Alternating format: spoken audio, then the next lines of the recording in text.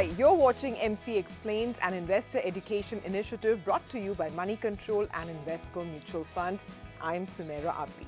Today, let's talk about the principles of asset allocation. Asset allocation, as the term suggests, allocates the investor's money across different asset classes. This is essentially done to find the most effective or efficient combination which can help you reach your goals or objectives without undue stress.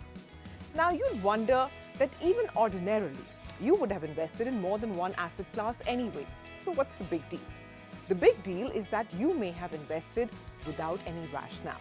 Proper asset allocation must follow the steps of the process, neither of which can be ignored or skipped.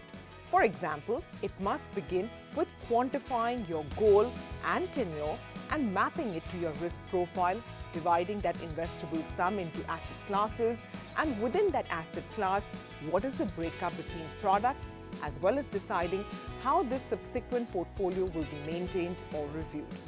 Skipping even one of these steps can prove costly. Now, there are two popular asset allocation approaches which are adopted by investors: strategic and tactical. So let's start with strategic asset allocation. This is allocation aligned to the financial goals of a person. Under strategic asset allocation, you will need to specify the goal or the objective, how much money you require to achieve that goal, how much time do you have in hand to do this. And from here, you'll have to work backwards to calculate the amount of money you will have to invest to reach that goal. Once you have this number in hand, you will need to allocate it between the different asset classes to optimize your journey. And here is where you need to ask yourself, what is your risk profile? If you have a high risk tolerance, you may consider being overweight equities. Conversely, if you have a very low threshold of risk, you may be directed towards fixed income. But most people will find themselves somewhere in the middle. The exact mix will depend on your unique circumstances. Many will also have to make tweaks to their original plan. Are you investing too little to reach your goal in time? Then you may have to reduce the size of the goal or increase the time, or even look to step up your investments. Likewise, if you're able to reach your goal comfortably with some money to spare, you could consider upsizing your goal or use those excess funds elsewhere. But you'll only know this if you have spent time doing the planning. Once all the pieces of the puzzle are in place, you or your advisor can decide on the percentage allocation to each of these asset classes. Now, what will happen over time is that if any asset class outperforms or underperforms, then the percentage allocation to it in your portfolio is naturally going to change. So when you rebalance your portfolio, you will have to again bring all the asset classes to your pre-decided allocation. Let me explain this with an example. Suppose I have decided to give a 60% allocation to equities, 30% to debt, and 10% to gold when I design my portfolio. Now, 6 months later, there has been an equity rally, so my original 60% allocation in equity has gone up to 70%, and my 30% allocation in debt has now come down to 20%. So what I will have to do is sell 10% from my equity portion and buy 10% in the debt bucket. This will again realign my portfolio to its original plan. This act of sticking to the percentage allocation is called strategic asset allocation. Tactical asset allocation, on the other hand, has no fixed percentages allotted to any asset class.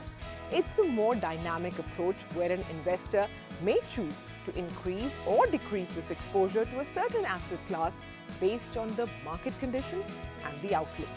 The purpose of such an approach may be to take advantage of varying opportunities which are presented at different points in time, all the time trying to improve the risk-adjusted return on the portfolio level.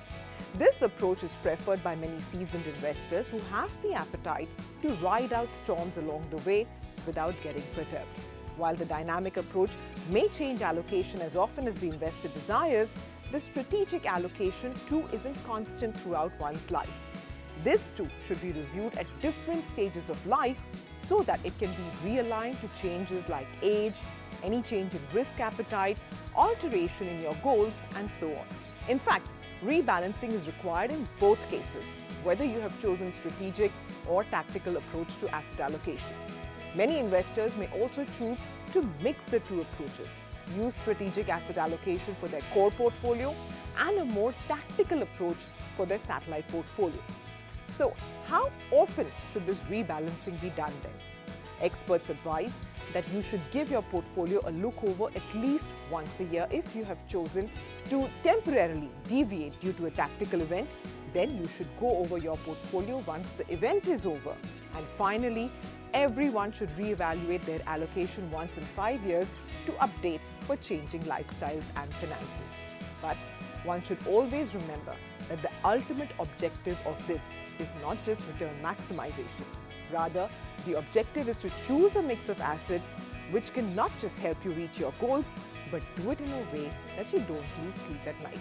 Where a lot of us go wrong is when we try to only chase high return assets without having the stomach to deal with the volatility that they bring. Remember to always look at your portfolio on an overall level. Don't judge asset returns individually. The composite return is what should matter to you. So how do you check if your asset allocation is optimal? Experts say that if you're able to beat inflation by a good margin on a total portfolio level, if you have liquidity to meet near-term needs, and you're not losing sleep worrying, then you're on the right track. But do remember not to give in to your behavioral impulses when markets are volatile and make portfolio changes in a hurry.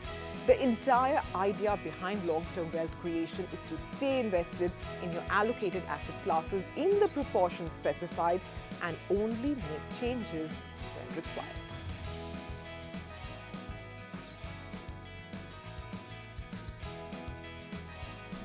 Mutual fund investments are subject to market risks. Read all scheme-related documents carefully.